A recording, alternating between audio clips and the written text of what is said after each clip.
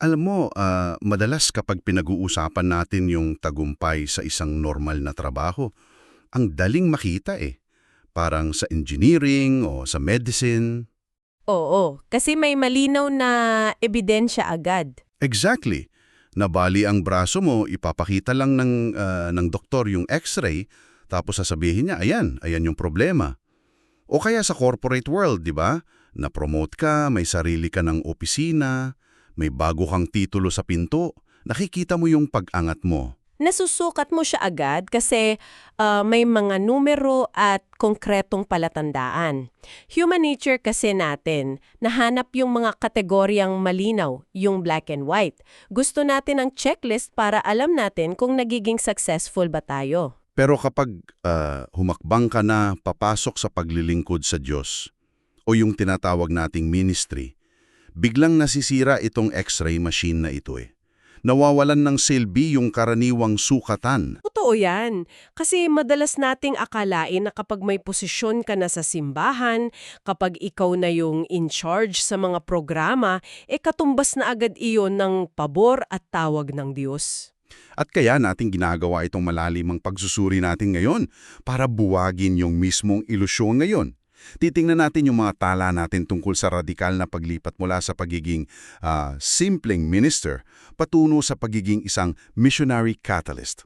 Oo, at ipapakita natin sa pakikipag-usap na ito na ang tunay na kahandaan pala sa misyon ay hindi nasusukat sa tagal mo sa serbisyo o sa galing mong magsalita. Ang layunin natin ngayon ay tulungan kang suriin ang sarili mo. Kung nakikinig ka ngayon, tanungin mo ang sarili mo, ikaw ba ay nagagamit lang dahil masyado kang busy o totoo ang ipinapadala? Isang malaking pag-ikot talaga ng pananaw ito. Kasi yung paglipat mula sa pagiging minister na nakafocus ng sa pag-maintain ng nakagawian, papunta sa pagiging missionary catalyst, hindi lang ito basta pagpapalit ng title eh. Okay, himayin natin ito. Kasi madaling mapagkamalan yung pagiging busy bilang kabanalan, di ba? Totoong-totoo yan. Minsan, kapag punong-puno ang kalendaryo ng isang tao, akala natin handang-handa na siya para sa mas malaking misyon. Pero ipinapakita ng mga sinusuri nating documents na ang pagiging useful ay napakalayo sa pagiging isinugo. Isipin mo ang isang napakagaling na empleyado. Ang trabaho niya mag-ikot at magbantay ng mga makina para hindi lumubog ang barko. Napakahalaga niyan. Oo, kung wala siya, lulubog tayong lahat. Pero puro maintenance lang yun, pagpapanatili ng status quo. O, na binigyan ng malinaw na utos sa maglayag. Yung iiwan mo yung ligtas na daungan para tumuklas ng bagong isla at magtayo ng komunidad doon. Multiplication yan, hindi lang maintenance. At dyan, pumapasok yung pagkakaiba ng tinatawag na occupation o trabaho at commission o yung banal na atas. Ang trabaho nakasandal sa pagiging productive. Kaya mong gawin yan gamit lang ang sariling talento eh. Pwede kang maging sobrang busy sa pamamahala ng pondo, pagpaplano ng events, habang yung kaluluwa mo unti-unting namamanhid. Pero yung commission, hindi yan nakasalalay sa talento, kundi sa buong pagsuko. Oo, may nabanggit nga sa mga tala natin na isang kwento ng tahimik na pastor. 15 taon siyang naglingkod ng tapat sa maliit na simbahan niya. Wala siyang galit, wala siyang bitterness sa mga tao. Pero isang araw, nakaramdam siya ng kakaibang pabigat sa puso. Isang holy burden. At yung pabigat na yon, hindi siya dahil sa burnout o sa stress sa trabaho, di ba? Hindi. Lumawak yung puso niya para makita yung mga kalapit na lugar na wala man lang malusog na simbahan. Hanggang sa hindi na siya makatulog sa gabi. Kaya ang ginawa niya, imbes na alagaan lang yung mga nandun na, nagsimula siyang magsanay ng mga leader na sadyang ipapadala sa labas. Ayun, yun ang manifestasyon ng paglipat mula sa pagiging useful patungo sa pagiging isinugo. Teka, here is where it gets really interesting. Kasi kung may malaking pangangailangan na sa labas at nandyan na yung pabigat sa puso, ang tanong paano ka ihahanda ng Diyos para dyan? Mababasa natin sa mga tala na ang paghuhubog, yung tinatawag na formation, nangyayari pala sa mga panahong tago, sa dilim. Bihira daw magpadala ang Diyos nang hindi muna humuhubog. Pero sa totoo lang, kung iisipin mo yan sa panahon natin ngayon, parang sayang sa oras.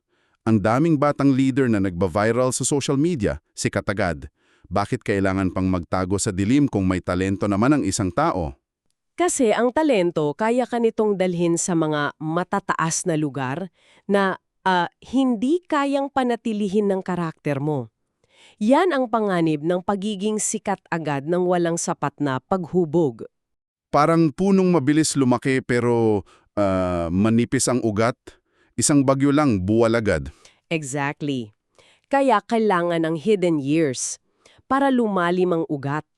Tingnan mo si Moises, naging pastol muna sa ilang ng Midian sa loob ng 40 taon bago siya humarap kay Faraon. 40 taon na tupa lang ang kausap. Nakakabaliw siguro yun para sa isang prinsipe ng Ehipto. Ang mga kapatid niya, nandun sa hukbo. Kaya nung naging hari si David, hindi na siya adik sa atensyon ng tao. Nasanay na siya na ang Diyos lang ang audience niya sa dilim. Pati si Jose, pati nga mismong si Jesus, dumaan din sa ilang bago nagumpisa. Totoo, ang paghubog sa dilim ay hindi parusa. Ito ay proseso ng pagtanggal sa pag-asa natin sa sarili. Kumbaga yung lokal na simbahan natin, pati yung mga nakakaboring na gawain araw-araw. Yung paglilikpit ng upuan, pag-aasikaso ng maliliit na problema. Oo, yan ang palyahan natin.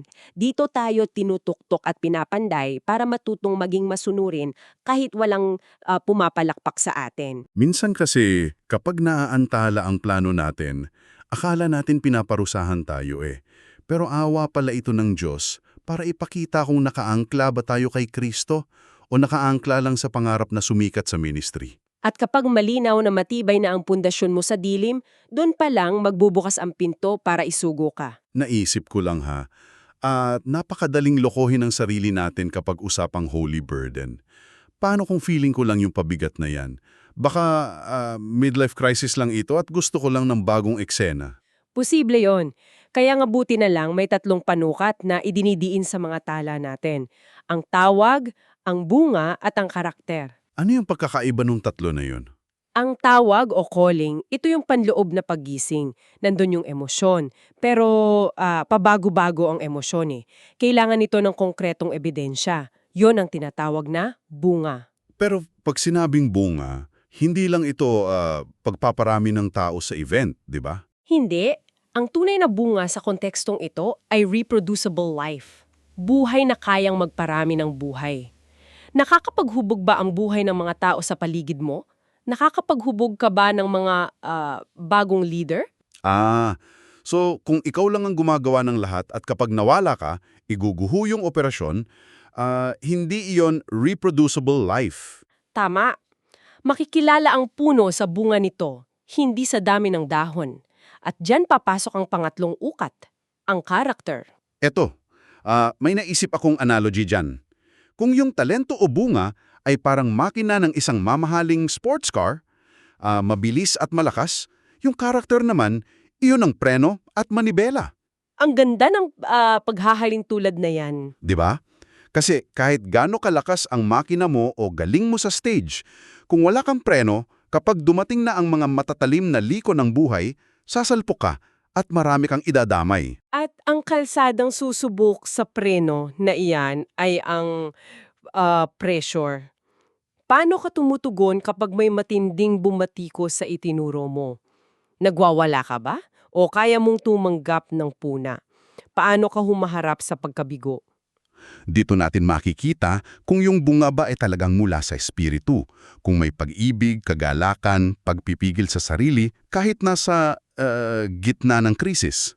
Kasi kung walang matibay na karakter, mapanganib ang sinumang pinuno. Gaano man karami ang followers niya. Siyempre, kung ako tatanungin mo tungkol sa karakter ko, sasabihin kong gumagana ang preno ko. Madaling bulagin ng sarili. Kaya hindi dapat maging pribadong desisyon lang ang tunay na pagtawag. Kailangan natin ang komunidad para kumpirmahin ito. At diyan pumapasok ang perfectong halimbawa mula sa Biblia sa simbahan ng Antioch sa Acts 13. So, ano nga bang ibig sabihin nito para sa atin? Paano naging modelo ang Antioch? Misyon ni Pablo at Bernabe, hindi iyan nagsimula sa isang board meeting o sa isang PowerPoint presentation. Nagsimula iyan habang sila ay sama-samang sumasamba at nag-aayuno. Ang tunay na misyon isinisilang sa malalim na debosyon, hindi sa ambisyon. At habang nag-aayuno sila, doon nagsalita ang banal na espiritu na ihiwalay sina Bernabe at Saulo para sa gawain. At pansinin mo, hindi sila baguhan, subok na sila. Dumaan sa paghubog sa dilim at tapat nang naglilingkod. Kaya nang marinig ng komunidad ang tawag, madali itong kumpirmahin. Nakita na nilang ebidensya eh. Ibig sabihin, ang papel pala ng simbahan ay hindi mag-imbento ng tawag. Tungkulin nilang kilalanin at sadyang palayain yung taong tinawag. Isipin mo na lang kung gaano kabigat iyon sa mga miyembro ng Antioch. Hihingin sa kanila na pakawalan ang dalawa sa pinakamagagaling nilang leader. Napakalaking kawalan iyon. Pero naiintindihan nila na ang pagpapadala ay hindi pagbabawas, kundi pagpaparami ng kaharian ng Diyos. Hindi sila nag-iimbak ng magagaling na leader. Oo, sinasadya nilang ipapadala ang mga ito. Okay, practical na tanong. Paano ko yung simbahan mo ngayon ay medyo clingy? Malinaw na tinatawag ka na sa labas, may bunga ka na, at subok ang karakter mo, pero ayaw kang bitawan. Kasi ikaw ang pinaka-inaasahan nila. Mahirap na sitwasyon yan. Ang pinakamahalaga dyan ay makipag-ugnayan ka ng may matinding pagpapakumbaba. Huwag mong pilitin ang pag-alis ng may galit kasi baka masira pa yung karakter na matagal mong hinubog. Kailangan mong ipakita na hindi ka aalis para takasan sila, kundi para palawakin yung mission na sabay-sabay ninyong pinaniniwalaan. At ang isang walusog na komunidad, kapag nakita ng paulit-ulit ang ebidensya ng tawag mo, matututong mag-ayuno, manalangin at palayain ka ng buong puso. Ang mga pinakamahusay na lingkod ay hindi nila pag-aari. Grabe! Napakalalim ng mga tinalakay natin. Para ibuod ang lahat, yung pagiging missionary catalyst ay hindi paghingi ng mas malaking titulo, kundi mas malalim na pagsuko. Ang pagiging sent ay walang pasubaling pagsunod. Pagtitiis yan at pagpapalalim ng karakter sa dilim, pagpapausbong ng bungang nagpaparami ng mga bagong leader, at patuloy na pakikinig kasama ang komunidad. Hindi ka nag-iisa sa prosesong ito. At bago tayo maghiwalay, gusto ko yung iwanan ng isang huling pagninilay na pag-iisipan ninyo. Laging nakatutok ang atensyon natin sa mga taong nasa entablado, tulad ni na Pablo at Bernabes na umalis. Oo, madalas silang napapansin. Pero paano ko ang totoong mission mo ngayon ay hindi ang maging taong ipipapadala? Paano ko ang tawag mo ay maging bahagi ng komunidad na nagpapadala? Yung mga hindi pinangalan ng mananampalataya sa Antioch. Exactly. Walang nakakaalala sa mga pangalan nila, pero sila ang nag-aayuno at nag-alay ng pinakamagagaling nilang guro. Paano kung ang pinakamahalagang hakbang mo ngayon ay hindi ang maghanap ng sariling entablado, kundi tumulong na mahubog at mapalaya ang tawag ng iba? Ang pinakamalaking tagumpay ay hindi yung pangalan mo ang nasa pinto, kundi ang pagbubukas mo ng pinto para sa misyon ng Diyos. Hanggang sa muli nating malalimang pagsusuri, maraming salamat sa pakikinig.